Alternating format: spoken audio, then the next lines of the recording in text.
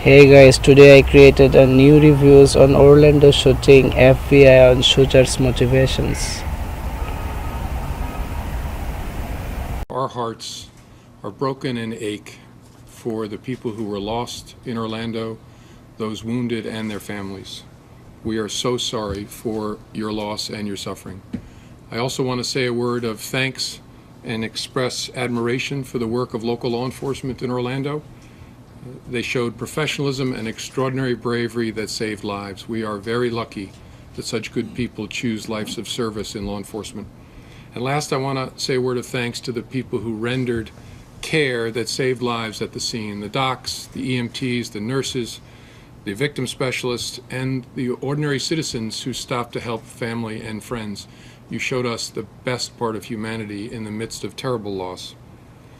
As you know, this is a federal terrorism investigation led by the FBI with the assistance, as we always do, of our state, local, and federal partners.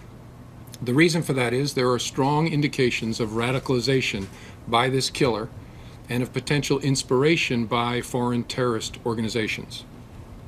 We are spending a tremendous amount of time, as you would imagine, trying to understand every moment of this killer's path to that terrible night in Orlando, to understand his motives and to understand the details of his life. You will notice that I'm not using the killer's name, and I will try not to do that. Part of what motivates sick people to do this kind of thing is some twisted notion of fame or glory, and I don't want to be part of that for the sake of the victims and their families, and so that other twisted minds don't think that this is a path to fame and recognition. So what I want to do is give you a sense of what we know so far, and then tell you as much as I can about our past contact with the killer. We are going through the killer's life, as I said, especially his electronics, to understand as much as we can about his path and whether there was anyone else involved, either in directing him or in assisting him. So far, we see no indication that this was a plot directed from outside the United States, and we see no indication that he was part of any kind of network. It is also not entirely clear at this point just what terrorist group he aspired to support, although he made clear his affinity at the time of the attack for ISIL and generally leading up to the attack for radical Islamist groups. He made 911 calls from the club during the attack at about 2:30 in the morning, Sunday morning, and there were 3 different calls. He called and he hung up. He called again and spoke briefly with the dispatcher, and then he hung up, and then the dispatcher called him back again, and they spoke briefly. So there were 3 total calls. During the calls, he said he was doing this for the leader of ISIL, who he named and pledged loyalty to, but he also appeared to claim solidarity with the perpetrators of the Boston Marathon bombing and solidarity with a Florida man who died as a suicide bomber in Syria for Al-Nusra Front, a group in conflict with the so-called Islamic State. The bombers at the Boston Marathon and the suicide bomber from Florida were not inspired by ISIL, which adds a little bit to the confusion about his motives. And of course, we're working to understand what role anti-gay bigotry may have played in motivating this attack, an attack that occurred during the very month when we recognize and celebrate our LGBT brothers and sisters. Again, it's early. We're working hard to understand the killer and his motives and his sources of inspiration. But we are highly confident that this killer was radicalized, and at least in some part through the internet. So that's what we've been doing.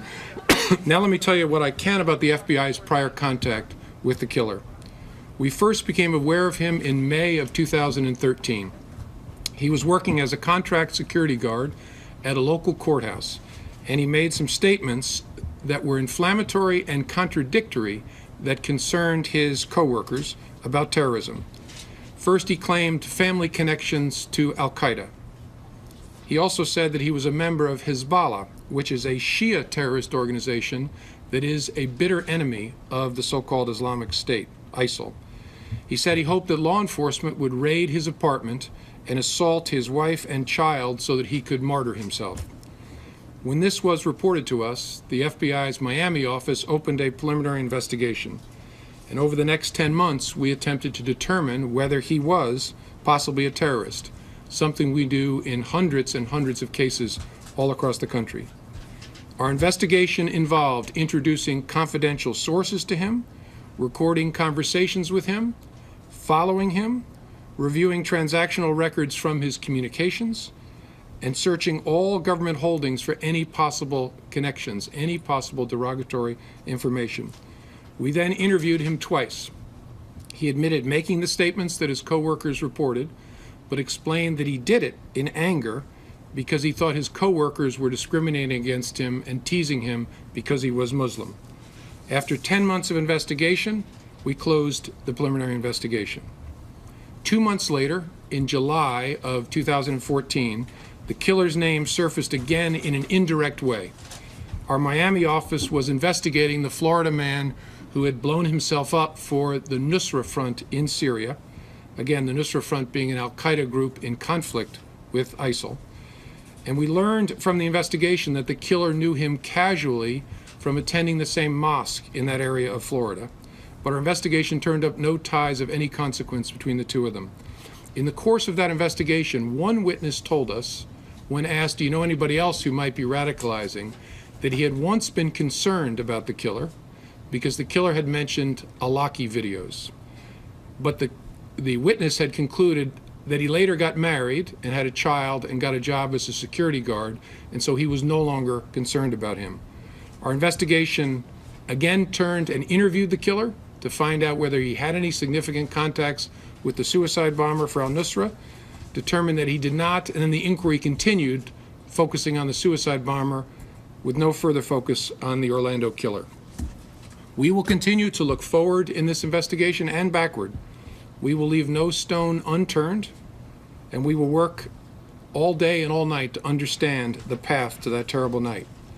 We're also going to look hard at our own work to see whether there is something we should have done differently. So far, the honest answer is, I don't think so. I don't see anything in reviewing our work that our agents should have done differently, but we'll look at it in an open and honest way and be transparent about it. Our work is very challenging. We are looking for needles in a nationwide haystack, but we're also called upon to figure out which pieces of hay might someday become needles. That is hard work. If we can find a way to do that better, we will. We will also do our best to be transparent about what we find going forward, consistent with our need to do an investigation in a good way, but we will tell you as much as we possibly can. And let me close by saying something I have said before. We know that this killing is upsetting to all Americans. We hope that our fellow Americans will not let fear become disabling, because that is what these savages want.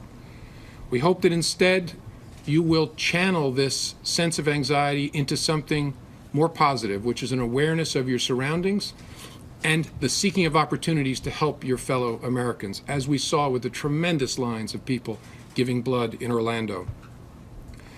If you channel that anxiety into awareness, you can live your life and allow those of us who are paid to investigate and to stop terrorists to do that work while you live the full life that this great country offers you. If you see something, tell us so we can look at it. In every single one of our cases, as we look back, somebody always sees something that they should have told us and they didn't.